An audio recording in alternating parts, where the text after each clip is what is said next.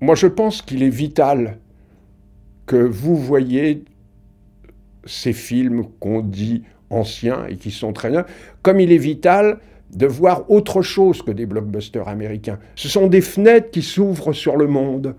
Et c'est bien d'ouvrir les fenêtres parce que ça permet d'aérer, souvent.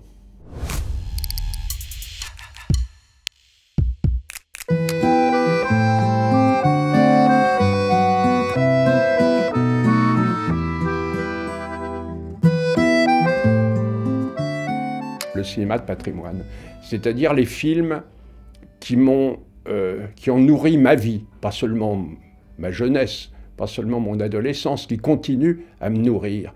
Parce que ces films qu'on dit passés, pour moi, ne sont pas passés. C'est la phrase de Faulkner qui disait le passé n'est pas mort, il n'est même pas encore passé.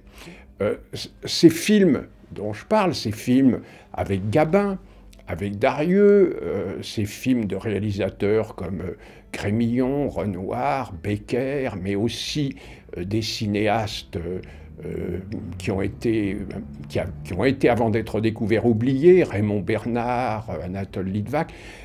Ce sont des films que je trouve incroyablement vivants. Ce ne sont pas seulement des beaux films avec des personnages magnifiques.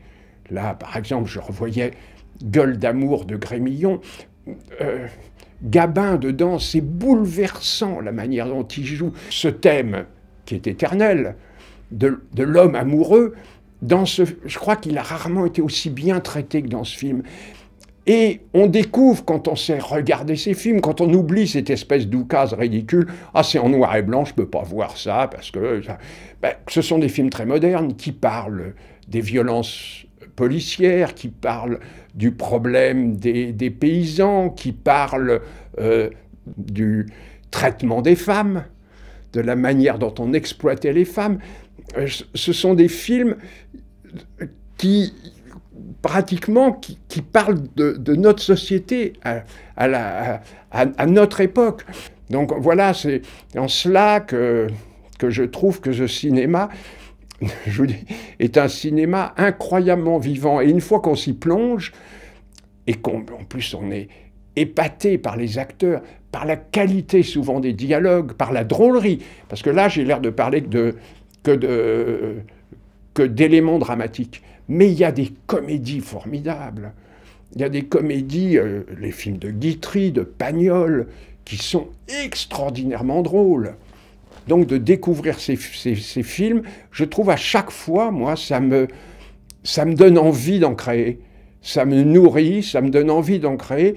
Et je dirais même plus, ce sont vraiment ces films-là qui m'ont fait aimer mon pays, qui m'ont fait aimer la France. Je pense que beaucoup de ces films devraient être montrés dans les écoles, présentés, en étant présentés pour atténuer les hurlements qui vont certainement exister quand on va dire on va vous montrer un film en noir et blanc. Puis généralement, 5 minutes après que le film a commencé, après les gens se taisent. Il y aurait un effort à faire pour diffuser ces films. Il y aurait un effort et on s'aperçoit que quand on y met une passion, on arrive à atteindre ce public.